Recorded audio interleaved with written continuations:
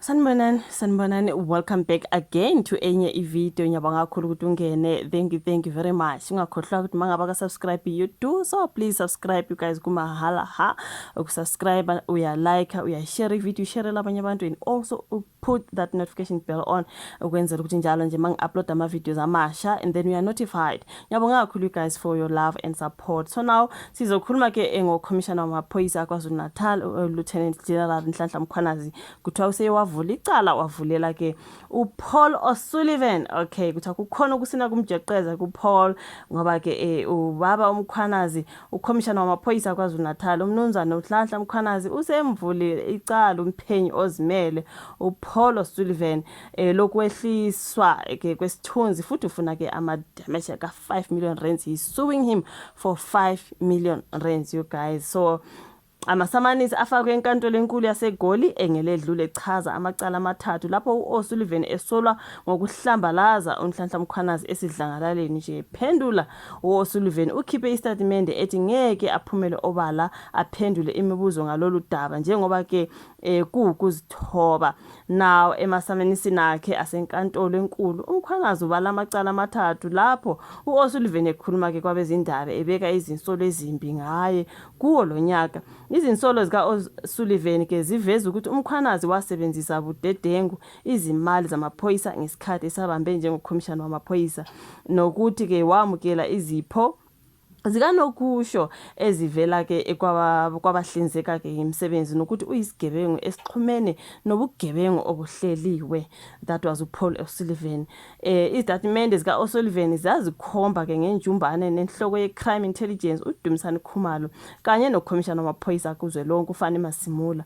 uMkhwanazi umangalele uO'Sullivan ngo-5 million rands ngokudicilela phansi isithunzi sakhe. Uthi ucele uO'Sullivan ukuthi ahoxise izinsolo zakhe esidlanga laleni futhi axolise, nokuyinto ke ahluleke ukuyenza uO'Sullivan. Kwakuthiwe ke apologize or else he didn't. So empendulweni ekhishwe ke ngoLwesibili uO'Sullivan uthi unobufakazi obuqinisekisa izinsolo zakhe, wengeza ngokuthi uhlose ukwabelana ngazo ke neCommission kaMadlanga yophenyo. So okay, he's going to provide that proof during the Madlanga Commission. Hayi ke uye wamvulela.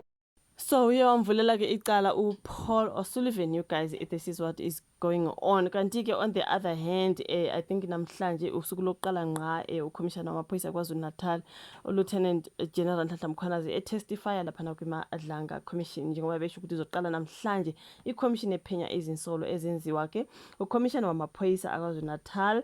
Yize iMK ifake icala lokuba kuvinjwe le commission eholwa ijaji uMbuyiseli Madlanga. Okay, so kuhlelwe ukuthi uMkhwanazi kube uyena ozokwethula kubufakazi namhlanje uma sekuqala ke iCommission, just in case ivideo uzobuka sekusasa, right?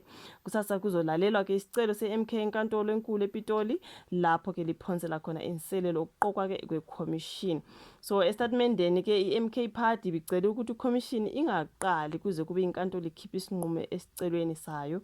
Kepha ke iCommission iqhubekile namalungiselelo ayo izolo. Kubonakala amaphoyisa aqaphe isimo lapha kuzokube kuhlezi khona iCommission eBridget Mabandla Justice College ePitoli. Okhulumela iCommission kumnumzana Jeremy Michaels uthe akusekho ukujikela emva kwendlu. Uthe uMichaels ebakulungeleke ukulalela ubufakazi buka Mkhwanazi.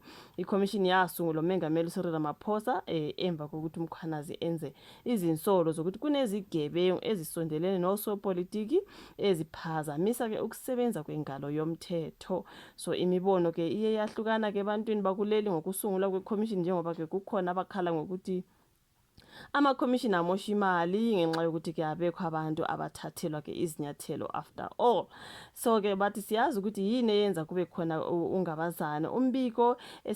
Imibiko esizoyithumela uMengameli izokube inezincomo. Sifuna ukuthi abantu bazethembe izinhlaka ezizokuphepha ke.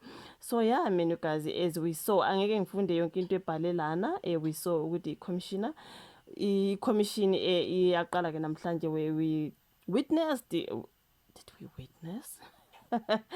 The Lieutenant General Nhlanhla Mkhwanazi's day one of testimony yakhe laphana kwiMadlanga Commission. So yeah, you guys. That is what is going on. I'm still here to watch yonke into ke ebisenzeka laphayana. I can see ama headlines, but liyasuka liyahlala kwi-commission ephenya ke izinsolo zikaMkhwanazi ngesinye ke se-story esikhona laphayana. Kuningi abakubhala ke, I can't go through everything, right?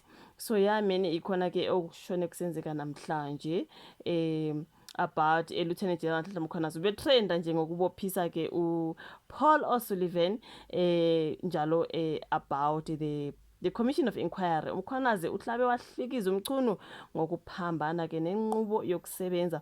Ngolunye udaba nje luphathelene nayo yonke into, mhlambe sizokwenza ivideo separate ngoba ya kuthiwa ke uCommissioner wamaphoyisa ube ngofakazi wokuqala ke kwi-commission ephenya ngenkohlakalo emaphoyiseni okuyi-commission kaMadlanga, ijaji uMbuyiseli Madlanga osanda kuthatha umhlala phansi. So ke okay ukuthi ube zicuphe ngesuit enavy, ihembe limhlophe nothayi onemigqa emibala empunga nomnyama, ebonakala izici ephelele futhi ke enokuzethemba ngendlela ebephendula ngayo imibuzo, which is something that I noticed ukuthi ngathi bona he trusts in himself. Okay, ubengananazi echaza umlando wakhe isiphoyiseni, izinsolo azenza ezinyangeni ezimbili ezedlule ezashiya izwe lonke libambe ngaphansi ngeziqulu nemigulukudu elincike ezikhulwini zamaphoyisa nasemajajini imbala. So uhlabe wahlikiza isinqumo sikaNgqongqoshe wezamaphoyisa omisiwe umnumzana uSenzo Mchunu sokukhipha umyalelo wokuba ke kuhlakazwe ithimba eliphenya amacala